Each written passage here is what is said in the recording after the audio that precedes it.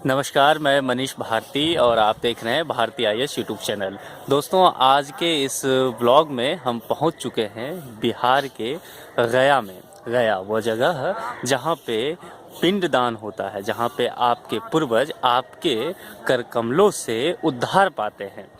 और ये है कहाँ? तो फल्गु नदी के किनारे। अभी मैं जहाँ खड़ा हूँ, हमारे साथ हमारे मित्र हैं, हमारे गाइड हैं यहाँ के। जी, आप अपना नाम बताएं। प्रीतम जी हमारे साथ हैं। प्रीतम जी से बात करने से ये पता चला है कि ये जगह जो हम खड़ा हैं वह नदी है, फल्गु नदी है।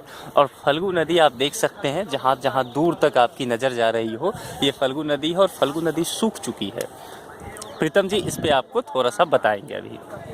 ये सीता माता ने यहाँ पर पिंडदान जब किया था तो 5 साक्षी रखकर पिंडदान किया। गौ, ब्राह्मण, तुलसी पता, बटली, फल्गु नदी। फल्गु नदी ने झूठ बोला कि सीता माता ने पिंडदान नहीं दिया है, इसीलिए फल्गु नदी को सीता माता ने श्राप दे दिया कि तुम्हारे पास कभी भी जल नहीं रहेगा, इसीलिए यहाँ पर कभी भी जल नहीं रहता है। फिर सीता माता ने फल्गु नदी ने बहुत विनती की कि हे सीता माता, जब मेरा ऊपर जल ही नहीं रहेगा तो मेरा अस्तित्व क्या रहेगा, मेरा मान सम्मान क्या रहेगा, क्योंकि मेरा श्रृंगार ही तो जल है, नदी का श्रृंगार जल है। तो फिर सीता माता ने कहा ठीक है, तुम्हारा धारा नीचे से रहेगा, ऊपर से नहीं रहेगा। तो आप ये कह रहे हैं कि फल्गु नदी की जो धारा है इस भूमि के नीचे से यानी कि कहीं पर गड्ढा करिए जल निकल आएगा। यहाँ कहीं भी 1 फीट गड्ढा करें तो निकल जाता है, निकल जाएगा। ये आप तथ्य के साथ कह रहे हैं ये बिल्कुल, बात? अच्छा, अभी देख लीजिए, यहाँ अगर 1 फीट गड्ढा किया जाए तो जल निकल जाएगा। जल निकल जाएगा। तो अच्छा, और बरसात में क्या माहौल रहता है यहाँ का? बरसात में तो जल ऊपर तक सीढ़ी पर वहाँ तक जल रहता है। हाँ। और बरसात जाने के बाद कितने दिन तक ये यहाँ स्थिति रहती है? 10-5 दिन ज़्यादा नहीं, 10-5 दिन तक पूरा ये रहता है। हाँ। इसी पे ये पुल बनाया गया है। हाँ, ये दूर तक पुल देखने हैं फल्गु नदी पे। तो हम कह सकते हैं कि फल्गु नदी पे जो पुल बना है, दरअसल वहाँ पानी है क्या? पुल के जस्ट नीचे वहाँ भी यही स्थिति है। यानी कि हम कह सकते हैं कि फल्गु नदी पे जो पुल बना है वो दरअसल एक सूखी नदी पे पुल बना है। सूखी नदी पे है ना? और जैसे आपने कहा कि गड्ढा कर लेने से पानी निकल जाएगा, तो वहाँ देखिए वो गड्ढा किए हुए हैं आप, तो क्या वहाँ पानी होगा? हाँ, चल के देखें। चलिए तो देखते हैं कि क्या गड्ढा इनका दावा है प्रीतम जी का। ये यहाँ के स्थानीय निवासी हैं और हमारे साथ आज बोध गया से हैं, जो कि किसकी नगरी आपने बताया? वो गया की नगरी, मोक्ष की नगरी। प्रीतम जी कह रहे हैं कि गया मोक्ष की नगरी है। जब आप सनातनी धर्म में होते हैं, हिंदू धर्मावलंबी होते हैं, तो आप मोक्ष में विश्वास करते हैं। और देखते हैं क्या इनका दावा वाकई सही है। इन्होंने जो कहा है कि आप इस फल्गु नदी पे कहीं भी 1 फीट 2 फीट गड्ढा कीजिए तो आपको पानी मिल जाएगी।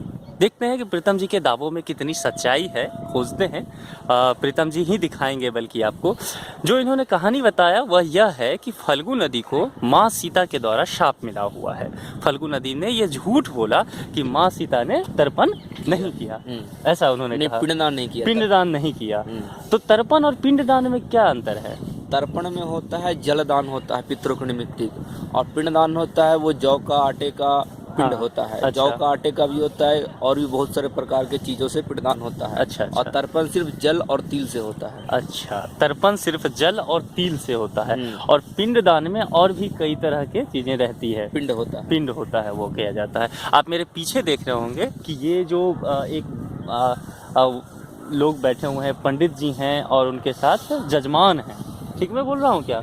जजमान हैं, तो अपने अपने पूर्वजों के मोक्ष की प्राप्ति के लिए ये पिंडदान करने आए हैं। हम उनसे बात करेंगे कुछ देर में चल के कि कैसे क्या क्रियाविधि इसकी है, किस प्रकार करते हैं।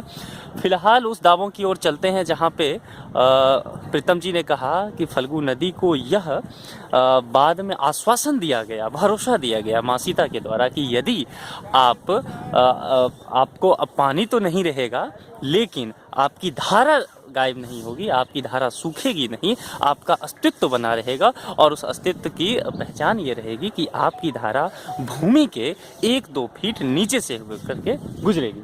तो देखते हैं प्रीतम जी, आप जरा नीचे चलेंगे इस गड्ढे में। देखिए गड्ढा है यहाँ, और देखते हैं कि पानी है कि नहीं वाकई इस गड्ढा में। मैं भी जा रहा हूँ, पहली बार आपके साथ ही देख रहा हूँ, यहाँ मैं पहली बार गया आया हूँ। और देखते हैं कि क्या वाकई गड्ढा में पानी है। प्रीतम जी दिखाइए जरा, ये गड्ढा है तकरीबन, देखिए सतह है और सतह से तकरीबन 2 फीट की गड्ढाई होगी। हाँ, 2 फीट की गड्ढा है और देखिए यहाँ पे पानी है।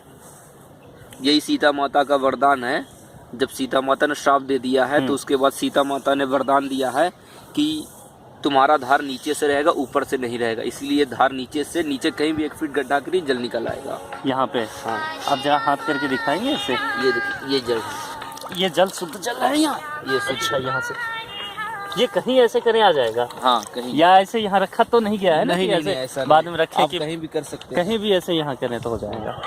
चलिए, ये एक आपने देखा कि फिर से एक बार दिखाऊं कि गड्ढा है, देखिए समतल भूमि है और 2 फीट के गड्ढे पे यहाँ जल निकल आया है और इनका दावा है कि यहाँ पे होता है। ये एक मिथ है, अगर मैं आपको कहूँ हिंदू धर्मावलंबी के हिसाब से एक मिथ है।